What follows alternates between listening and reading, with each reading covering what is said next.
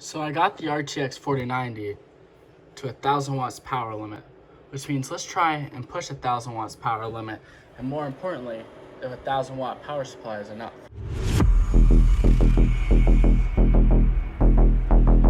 Hey guys, what's going on? It's Chamber here, and today we will be trying to max out the RTX 4090 in overclocking and as well power.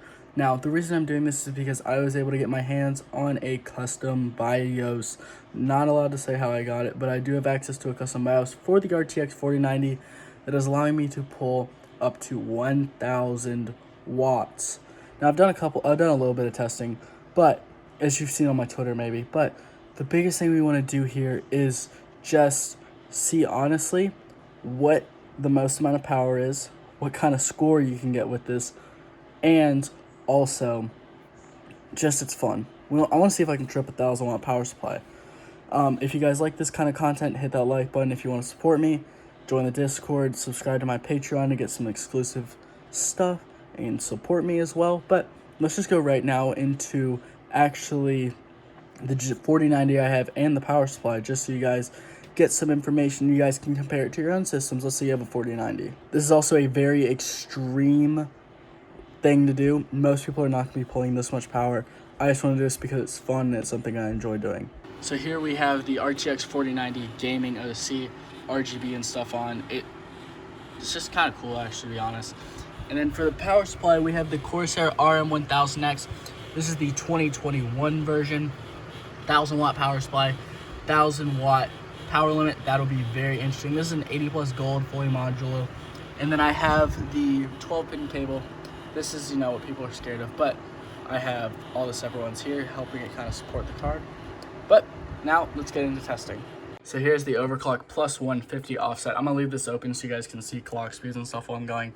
Memory clock plus 1700, fan speed at 70. I might crank this up later, but right now it's all be fine. So let's just start off with Time Spy Extreme and get a little score there and just see what we're getting. So here is graphics test 2. It's pulling almost 600 watts, about 580, 590. I want to see if I can get to 600.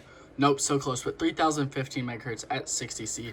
This is actually very good, 1.1 volts, as you can see.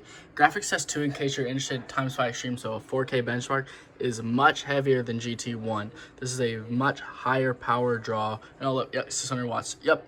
Now let's look at the score. Ran Time Spy Extreme, 21,733. This is an insane one. Now, if we go to sensors now, let's just look at max board power draw.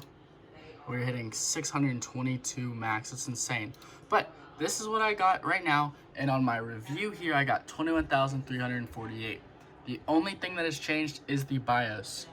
We are getting a 1.8% increase in performance. This is honestly insane.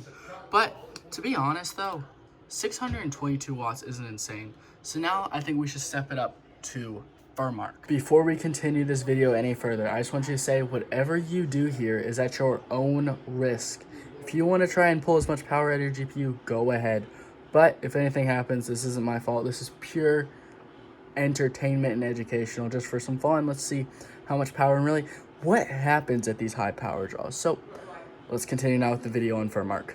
All right, so let's start off with the max resolution here. Yep, cool, we'll let it. And yeah, 630 watts already. As you can see, temps are climbing, but that's boring. Now there's a little setting here. You can hit extreme burn-in, hit OK, GPU stress test, go, and 700 watts. Yeah, that's very interesting. But let's just see actually what the temperatures can be at. Let's actually go to MSI Afterburner here. We're just gonna max out this fan speed here. As you can hear, there it goes. Let's just hit now GPU stress test, go, and oh yeah, 3030 megahertz also, which is honestly insane. You see, as temperatures do get higher, the boost clock does get lower, but that's just kind of what happens with NVIDIA GPUs. Now, 730 watts honestly isn't that insane, and I'll show you why, because we have something insane coming up soon. That is OCCT. So here we are in OCCT. Now, if you guys are fans of the channel, you've watched my older content, you'll know that this is what killed the 2080 Ti. So we like to call now the OCCT 3D test the chamber maker, because when you set this, you can kind of go a little crazy. Now, I do have this set to always on top so that we can see the max power draw just for you guys. And then I also have it here and with the graph so we can see the insane power spike. So we're gonna start here. If you want to, OCCT is a great stress test, by the way, for you guys. Literally easily one of the best stress tests ever. I use it for the CPU. You can kind of use it for memory. It's not the best, but still very good. And boom. Is that a lot of power?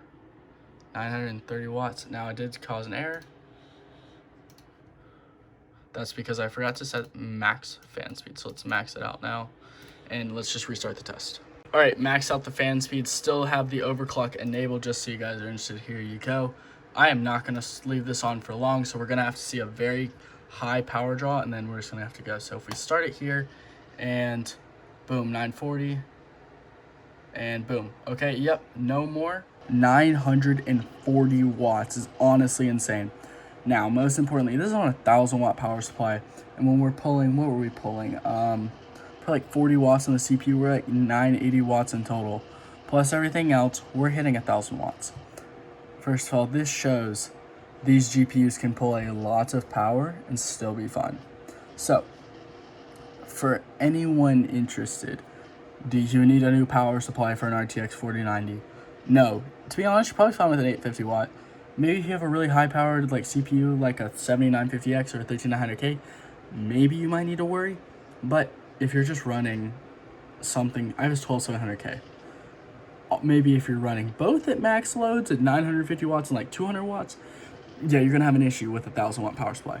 But for daily, these are perfectly fine. Good job, NVIDIA, on your power efficiency. Also, temperatures weren't even insane. Like, what was the max temperature seen? I just want to look it up for you guys. So the max on the GPU temp was 78C and the hotspot was 103. That's at 1,000 watts. Can't really fault Intel for that one. So, good job, NVIDIA. 7900 XTs are coming soon. If you like this content, hit the like button. Think about supporting me down below in the links. If you want FPS like this, just use the link down below. Also, buy my service. But I hope you guys have enjoyed, and I'll see you guys later. Peace.